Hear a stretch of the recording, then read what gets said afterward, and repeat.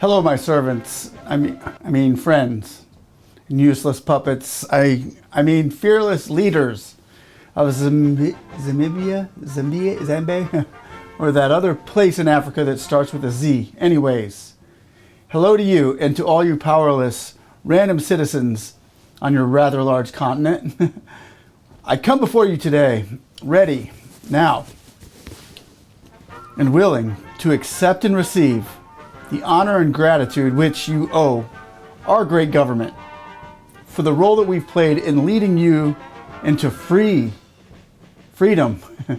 democratic, and a proud society that only we Westerners can teach you.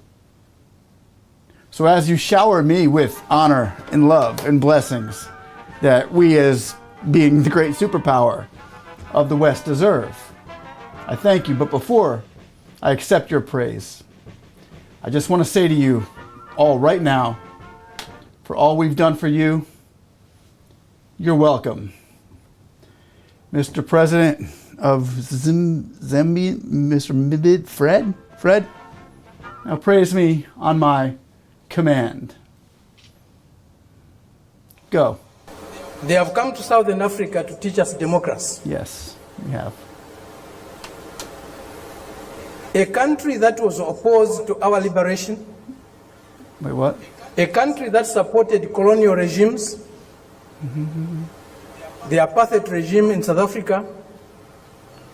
The white racist minority regime in Zimbabwe, now Rhodesia, now Zimbabwe. Give me a script. The Portuguese colonial governments in Mozambique, in Angola, in Guinea-Bissau, and Cape Verde. Today is coming to Africa to teach us about democracy. Yes. A country that has toppled so many governments in Africa, that has led so many coups in Africa and other parts of the world. Is he reading the right thing? A country that has killed so many of our leaders in Africa and other parts of the world. You know about that? Who told him? The killers of Patrice Lumumba, those who toppled Kwame Nkrumah. How do they know these things? Those who killed Nasser, those who killed Muammar Gaddafi, today are coming to teach us about democracy. Yes, we will. A country that has been built on brutal force, on enslavement of other human beings, on the humiliation of Africans, the exploitation of Africans, the plunder of Africa. Cut his mic. Today is coming to teach us about democracy. Cut his mic. Oh, okay. Yes, we are. They still love us. They still love us. That's the arrogance. The imperialist arrogance. The racist arrogance that we are subjected to. We cannot have democracy where there is hegemony of the strongest, mightiest imperialist power. We cannot have democracy. This isn't going the way I wanted it to. Where a country's resources, a country's decisions are dictated to by another country. Jeez. A country that is dominated by another country cannot be democratic. How did they figure that out? A country that lacks sovereignty cannot be democratic. A people that cannot decide for themselves cannot be democratic. Oh, this hurts. A colony, a neo-colony cannot be democratic. How does he know? That's why today, even at the United Nations, membership is on the basis of sovereignty. That's right. Only sovereign nations can be members of the United Nations, because only sovereign nations can decide for themselves. A colony cannot be a member of the United Nations. It's not by accident. It's not a mistake. How did they know this? If you have no respect for the dignity of others, if you have no respect for the sovereignty of other countries, you cannot claim to be a champion of democracy. It hurts. They used to say, all roads lead to Rome. Today, we can confidently say, all roads to progress, all roads to what is better for humanity He's gonna say it. leads to Beijing. What? This is a country, this is a people that have developed themselves, that has developed itself without colonizing any country in the world, without plundering any country in the world, without subjugating any people in the world. Get me out of here. This is a country that is developing with maximum respect for others, for their history, for their cultures, and recognizes the diversity that is there in civilization. That's a real thing? Diversity? We were only taught one form of civilization, one form of modernization. Ours. That was the Western way. Thank you.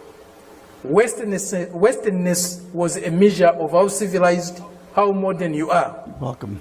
We reject that. We reject it because it's not correct. We reject it because it's undemocratic. We reject it because it's uncivilized to think of the world and of other people in that way. Today, they cannot accept the fact that China has caught up with them. China is about to surpass them. I know it. Darn it. In many areas of human endeavor. How did they figure this out? Who told them? The imperialist arrogance is inhibiting them from accepting that reality. We're not arrogant. The racist arrogance is inhibiting them from accepting that reality. No, it's not. But the world is changing. Darn it. The changes we are witnessing today, as President Xi said in Moscow recently, or the other day, they have never been seen in 100 years. They have shaped a world that they themselves today are scared of. And they have shaped a world that is not sustainable. Democracy, human development is not sustainable on the basis of plunder, on the basis of enslavement, on the basis of humiliating other people every day. Worked for so long. That is a system we are seeing today, a system that will not survive if plunder is eliminated, if subjugation of other peoples, other nations is eliminated, if inequality in the world is eliminated. That system will disappear. The only system that can survive and can endure for long is a system that is based on mutual benefit, win-win relationships, mutual respect for others, accommodation and tolerance of others, and fraternal love for all humanity. This is what we find in China today. This is what China's example is showing us. Indeed, all paths are different. There's no path that is the same, even if they are leading to the same destination. Each path has got its own characteristics.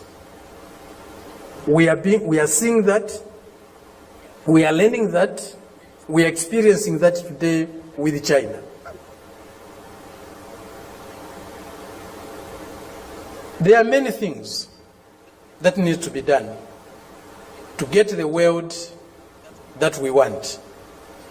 A more just, a more fair, a more peaceful world is possible, but it won't drop from the skies. We have to struggle for it. And as Fidel said, if we struggle, we'll win. Thank you very much. That's not the thank you I was looking for.